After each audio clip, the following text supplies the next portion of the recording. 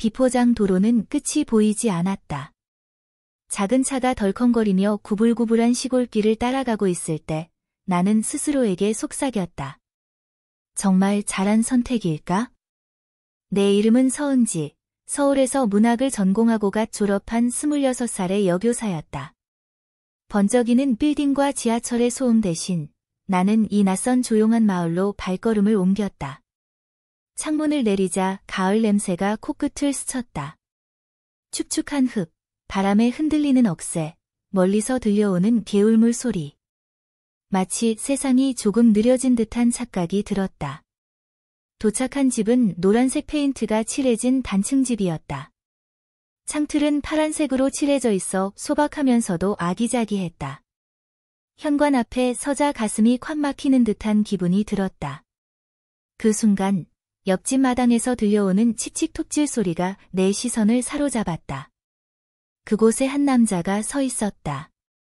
헌 청바지에 검은 장화를 신고 흰색 티셔츠는 땀과 흙으로 얼룩져 있었다. 넓은 어깨와 두툼한 팔, 태양에 그을린 구릿빛 피부. 그는 마치 땅과 함께 숨쉬는 사람 같았다. 나를 보자 잠시 멈추고 낮게 말했다. 안녕하세요. 목소리는 거칠지만 깊고 안정적이었다. 나는 순간 당황해 어눌하게 대답했다. 저는 새로 이사 온 서은지예요. 그는 고개만 끄덕였다. 저는 강민호입니다. 잘 지내보시죠. 그뿐이었다. 불필요한 호기심도 웃음도 없이 그는 다시 톱질로 돌아갔다. 하지만 그의 이름은 묘하게 내 마음속에 오래 남았다. 며칠 동안 마을 아이들과 씨름하며 지내는 동안 나는 그를 자주 마주쳤다. 닭장에 사료를 주거나 마당의 낡은 대문을 고치거나 가끔은 담배를 피우며 하늘을 올려다보는 모습. 그는 늘 무뚝뚝했지만 예의는 잃지 않았다. 그러던 어느 아침 나는 푸른 줄무늬 원피스에 얇은 가디건을 걸치고 머리를 낮게 묶은 채 집 앞마루에 앉아 커피를 마시고 있었다. 그때 묵직한 발소리가 들려왔다. 민호였다. 그는 커다란 대나무 바구니를 들고 내 앞에 멈췄다. 이거 드세요. 뒷산에서 딴 감이랑 배예요. 바구니 안엔 잘 익은 감과 윤기 나는 배가 가득 담겨 있었다. 나는 놀란 눈으로 그를 바라봤다. 아, 감사합니다. 굳이 안 그러셔도 되는데. 별거 아니에요. 그의 입꼬리가 아주 조금 올라갔다. 그 미묘한 변화에 내 심장은 괜히 두근거렸다. 그날 이후 그는 자꾸 이유를 만들어 내 집에 들렀다. 장작 한 무더기를 가져오기도 하고 시골 된장을 나눠주기도 했다. 그의 손은 늘 거칠었지만 그런 손으로 건네는 사소한 것들이 묘하게 따뜻했다. 나는 점점 그를 기다리게 되었다. 그리고 가끔 그의 눈빛에 담긴 알 수 없는 긴장감이 내 몸을 이상하게 떨리게 만들었다. 단정하게 다린 치마 속 스타킹이 더 조여오는 듯했고 얇은 실버 팔찌가 손목 위에서 유난히 무거워졌다. 그는 결코 다가오지 않았지만 그 거리가 주는 긴장감은 이미 나를 사로잡고 있었다. 하루는 내가 학교 준비로 책을 읽고 있을 때 또다시 발자국 소리가 다가왔다. 이번엔 작은 상자를 들고 있었다. 꿀이에요. 제가 직접 채집한. 나는 그 향긋한 냄새에 취해 고개를 끄덕였다. 그런데 그의 손끝이 잠시 내 손등에 스쳤다. 그 짧은 접촉에 숨이 막히듯 내 얼굴은 화끈 달아올랐다. 선생님은 생각이 많은 것 같네요. 그가 조용히 말했다. 나는 책을 덮고 억지 미소를 지었다. 네. 요즘 일이 많아서요. 너무 마음 쓰지 마세요. 사람은 글자처럼 금방 지워지지 않으니까. 그의 말은 투박했지만 묘하게 위로가 되었다. 나는 그날 밤 얇은 한복 치마를 입고 거울 앞에 섰다. 고운 옥색 저고리의 검은 치마, 발에는 작은 흰색 버선과 고운 꽃무늬 고무신. 어쩌면 내 모습이 조금은 그를 의식한 것 같았다. 하지만 마음속에서 알 수 없는 갈망이 자꾸 커져갔다. 그의 손길이 조금 더 오래 머물렀으면, 그의 눈빛이 조금 더 깊게 나를 담아줬으면. 나는 이미 알고 있었다. 이 이야기는 단순한 시골살이가 아니게 될 거라는 걸. 가을빛이 점점 깊어가던 어느 날, 민호는 내게 조심스럽게 물었다. 혹시 제 밭 좀 구경하실래요? 순간 가슴이 두근거렸다. 그의 초대는 단순히 땅을 보여주겠다는 의미가 아니었다. 나는 은은한 베이지색 블라우스에 검은 플리츠 스커트를 입고 발에는 작은 굽이 달린 구두를 신었다. 머리는 낮게 묶어 옆으로 흘러내린 가닥을 진주핀으로 고정했다. 단정하면서도 여자의 선을 살짝 드러내고 싶었다. 그의 밭은 생각보다 넓었다. 고구마 줄기와 배추가 줄지어 있었고 멀리 감나무와 밤나무가 황금빛으로 빛나고 있었다. 민호는 한 손으로 삽을 짚고 서 있었다. 땀방울이 목선을 타고 내려가 티셔츠를 적셨다. 그 모습이 이상하게 눈을 끌었다. 여기선 계절이 달력보다 더 정확해요. 그가 말했다. 씨앗을 뿌리고 기다리고 거두는 게 전부예요. 나는 그 말에 고개를 끄덕였다. 도시에서 시간은 늘 바쁘게 흘렀지만 이곳에서 시간은 땅 위에 천천히 내려앉는 듯했다. 그가 내게 잘 익은 배 하나를 건네주었다. 나는 조심스럽게 손에 올려주었는데 손끝이 잠시 스쳤다. 이상하게 그 짧은 순간이 오래 머물렀다. 드시죠. 그의 말에 나는 치마자락을 조심히 잡고 앉아 배를 베어 물었다. 달콤한 즙이 입술 끝에 맺혔다. 순간 민호의 시선이 내 입술에 머무른 걸 느꼈다. 숨이 멎을 듯 긴장된 순간 그는 고개를 돌려 허공을 바라보며 낮게 말했다. 은지 씨. 이상하네요. 난 원래 이렇게 말이 많은 사람이 아닌데. 나는 웃음을 터뜨렸다. 저도 그래요. 민호 씨랑 있으면 자꾸 말이 길어져요. 우리는 그날 오후 내내 걸었다. 밭길을 지나, 작은 숲길을 지나, 마을 어귀까지. 바람이 불 때마다 내 치마자락이 살짝 펄럭였고, 그는 무심한 듯 그 모습을 흘깃 바라봤다. 그 시선이 오히려 더 강렬하게 느껴졌다. 해가 기울 무렵, 민호는 나를 자기 집으로 데려갔다. 그의 집은 소박했지만 정갈했다. 나무로 된 가구와 오래된 사진들이 벽에 걸려 있었고 부엌에는 갓 따온 채소와 항아리들이 있었다. 그는 나를 위해 따뜻한 대추차를 끓였다. 나는 차를 마시며 방 안을 둘러봤다. 직접 만든 가구들이군요. 그가 고개를 끄덕였다. 나무는 정직해요. 손을 댄 만큼 돌아오니까요. 나는 그 말에 시선을 떨구었다. 그의 거친 손등이 유난히 눈에 들어왔다. 순간 충동처럼 손을 뻗어 그의 손등에 내 손을 살짝 얹었다. 그는 놀란 듯 나를 바라보았다. 하지만 손을 뿌리치지 않았다. 오히려 내 손 위로 자기 손을 포개며 아주 천천히 손가락을 맞물렸다. 그 순간 방 안 공기가 달라졌다. 창문으로 스며드는 노을빛이 우리를 감싸고 그의 깊은 눈동자가 내 안을 꿰뚫는 듯했다. 은지 씨. 그가 낮게 속삭였다. 나는 대답하지 않았다. 대신 눈을 감고 그의 온기를 느꼈다. 심장이 쿵쿵 뛰며 내 귀걸이와 얇은 목걸이가 살짝 흔들렸다. 얇은 블라우스 속 살짝 드러나는 쇄골이 뜨겁게 달아올랐다. 그러나 그는 갑자기 손을 풀며 자리에서 일어섰다. 죄송합니다. 제가 경솔했네요. 그의 목소리엔 흔들림이 있었다. 나는 그를 바라보다가 천천히 미소 지었다. 아니에요. 저도 싫지 않았어요. 그 말에 그는 멈칫했다. 하지만 끝내 아무 말 없이 등을 돌렸다. 그날 밤 집으로 돌아오는 길에 달빛이 유난히 밝았다. 나는 발끝을 보며 속삭였다. 이제 우리가 돌이킬 수 없는 길로 들어선 걸까? 며칠 동안 민호와 나는 마치 아무 일도 없었던 것처럼 지냈다. 그는 여전히 무뚝뚝한 인사를 했고 나는 여전히 아이들과 학교에서 씨름했다. 하지만 마음속에서는 자꾸만 그날의 손길과 눈빛이 떠올라 심장이 두근거렸다. 어느 저녁 학교에서 늦게 돌아오니 내 마루 앞에 작은 꾸러미가 놓여 있었다. 흰 천에 정갈하게 쌓인 그 안에는 고운 머리끈과 작은 거울이 들어 있었다.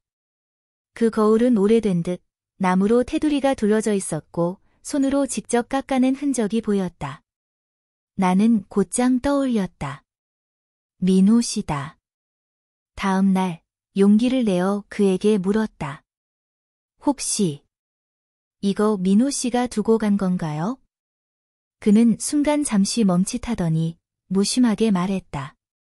여자분은 머리 장식 같은 게 필요하잖아요. 그냥 버려진 나무로 깎아본 거예요. 그의 말투는 무덤덤했지만 귀끝이 붉게 물들어 있었다. 나는 웃으며 거울을 꺼내 보였다. 정말 마음에 들어요. 고맙습니다. 그의 눈동자가 살짝 흔들렸다. 그날 저녁 나는 흰색 블라우스에 연분홍색 치마를 입고 새로 받은 머리끈으로 머리를 묶었다. 발에는 얇은 검은 스타킹과 단정한 구두. 단순했지만 내가 스스로 느끼기에도 조금은 다른 사람처럼 보였다. 잠시 후 민호가 장작을 들고 내 집에 왔다. 그는 문 앞에서 나를 보고 멈췄다. 한참을 아무 말 없이 바라보다가 낮게 중얼거렸다. 잘 어울리네요. 그 순간 내 얼굴이 확 달아올랐다. 그리고 그의 시선이 잠시 내 발끝으로 흘러내렸다. 스타킹에 쌓인 발목, 얇게 반짝이는 구두. 그 눈빛이 스쳐 지나가는 순간 숨이 막히듯 긴장됐다. 자, 드시고 가세요. 나는 급히 그를 안으로 초대했다. 방 안에는 작은 등잔불만 켜져 있었다. 그는 장작을 벽에 내려놓고 식탁 앞에 앉았다. 우리는 대추차를 마시며 이야기를 이어갔다. 서울은 그립지 않으세요? 민호가 물었다. 나는 잠시 생각하다 고개를 저었다. 처음엔 그랬는데 지금은 이곳이 좋아요. 차분하고 솔직하고 사람도. 그의 눈빛이 내게 박혔다. 순간 긴 침묵이 흘렀다. 밖에선 바람에 흔들리는 대나무 소리만 들려왔다. 나는 손을 무릎 위에 올려놨는데 민호의 손이 천천히 다가와 내 손등 위에 겹쳐졌다. 이번에는 그는 손을 거두지 않았다. 은지 씨. 나 매번 망설였어요. 그의 목소리는 낮고 떨렸다. 나는 가만히 그를 바라봤다. 그의 손길이 조금 더 강하게 나를 잡았다. 나는 그 온기를 피하지 않았다. 오히려 천천히 손가락을 맞물리며 속삭였다. 저도요. 그 순간 등잔불이 흔들리듯 마음속이 불타올랐다. 그러나 그는 갑자기 자리에서 일어나 창가로 걸어갔다. 어깨가 크게 오르내렸고 마치 스스로를 다잡는 듯 보였다. 은지 씨. 내가 괜히 당신 삶을 복잡하게 만드는 건 아닌지 두려워요. 나는 자리에서 일어나 그의 등 뒤에 섰다. 그리고 아주 조심스럽게 그의 셔츠 소매를 잡았다. 그가 뒤돌아보자 내 시선은 그의 눈과 마주쳤다.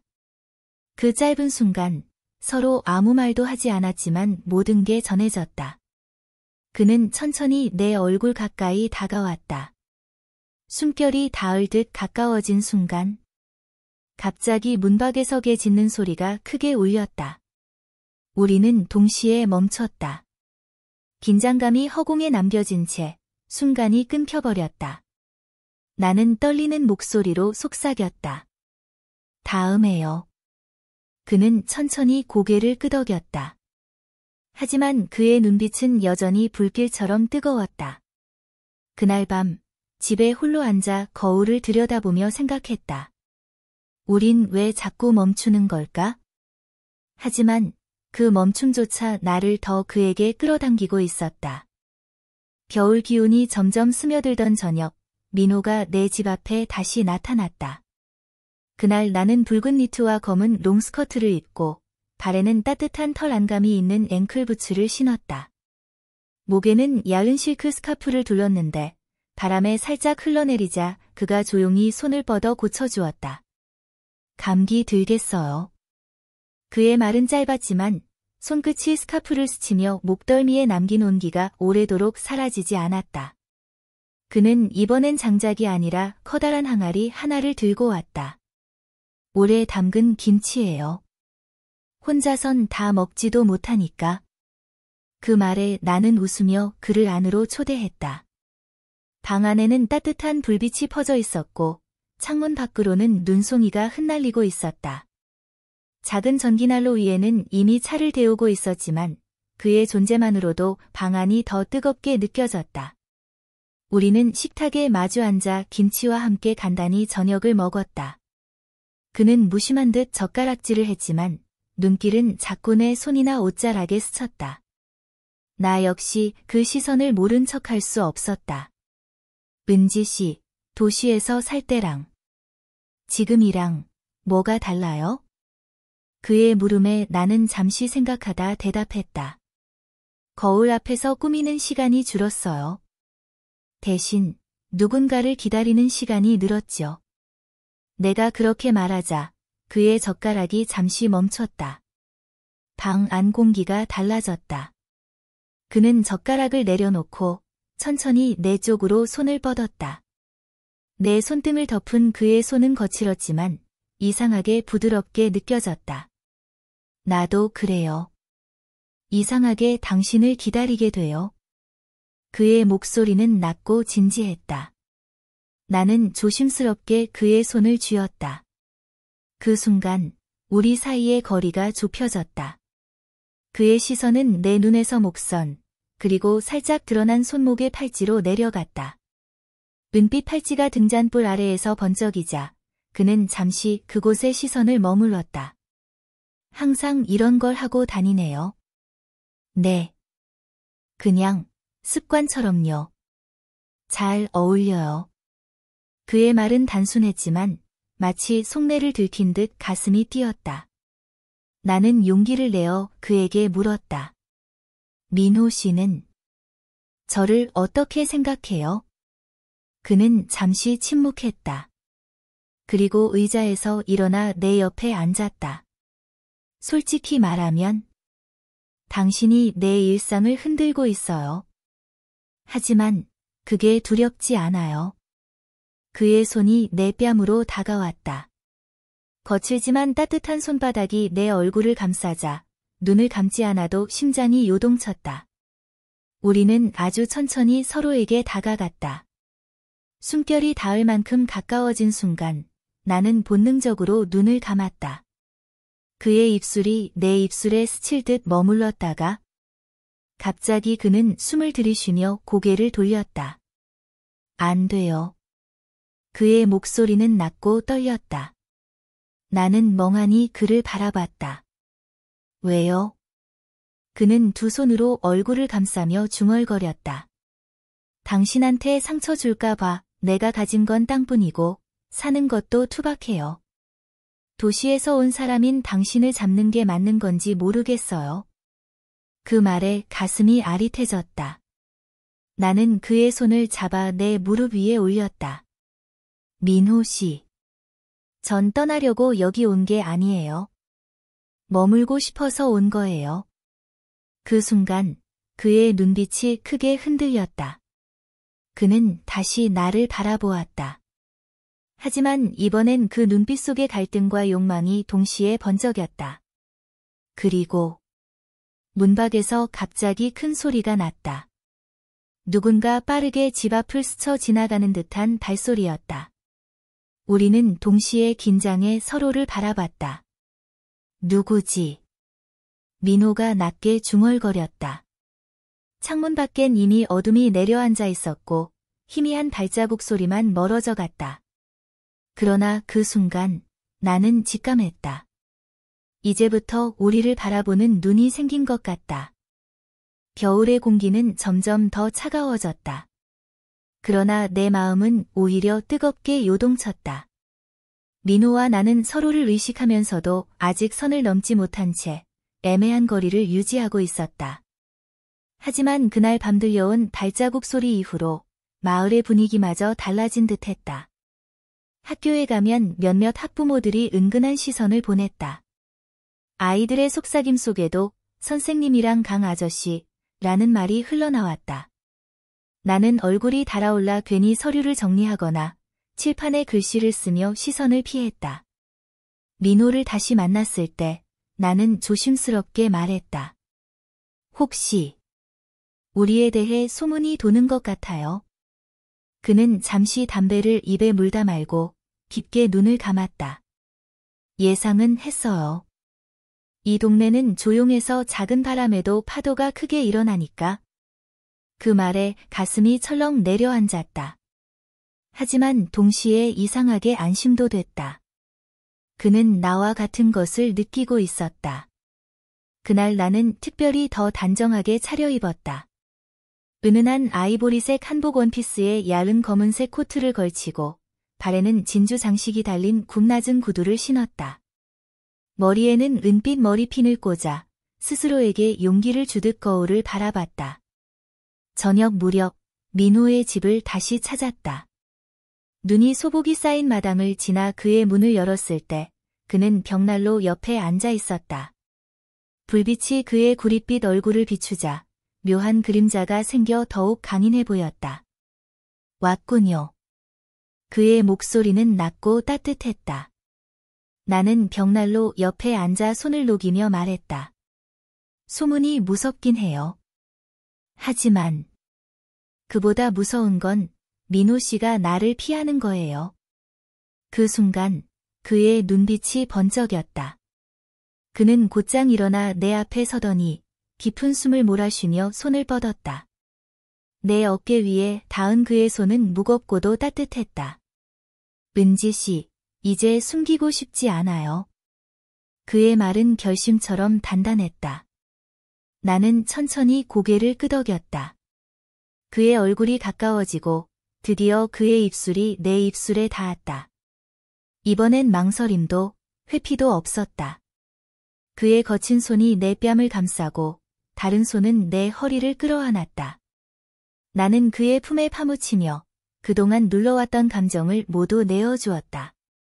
숨결이 섞이고 옷자락이 스치는 소리가 방 안을 채웠다. 야은 한복 치마 사이로 스치는 그의 손길이 순간적으로 심장을 멎게 만들었지만 동시에 그 손길은 절제되어 있었다. 마치 욕망과 절제가 한 몸 안에서 싸우는 듯 그의 움직임은 뜨겁고도 조심스러웠다. 나는 속삭였다. 민호 씨. 전 괜찮아요. 두렵지 않아요. 그는 내 눈을 깊게 들여다보더니 낮게 대답했다. 나도. 이제는 당신 없인 못 살 것 같아요. 그 순간 밖에서 다시 소리가 났다. 이번엔 단순한 발자국이 아니었다. 은지 선생님. 계세요? 낯익은 이웃 아주머니의 목소리가 문 밖에서 울렸다. 우리는 동시에 얼어붙었다. 민호는 급히 내 손을 놓았고 나는 숨을 고르며 옷깃을 여몄다. 문을 열자 아주머니는 의미심장한 눈빛으로 우리를 번갈아 바라보았다. 밤이 늦었는데 여기 계셨군요. 그 말은 마치 확인이라도 하듯 의심이 가득 배어 있었다. 나는 아무 말도 못한 채 서 있었고 민호의 얼굴은 굳어졌다. 그날 밤 나는 집으로 돌아와 창가에 앉아 오래도록 밖을 바라봤다. 눈은 계속 내리고 있었고 마을은 고요했지만 마음속에는 커다란 파도가 일고 있었다. 우리의 비밀은 이제 더 이상 비밀이 아닐지도 모른다. 그리고 그 끝이 어떤 결말로 이어질지 누구도 알 수 없었다.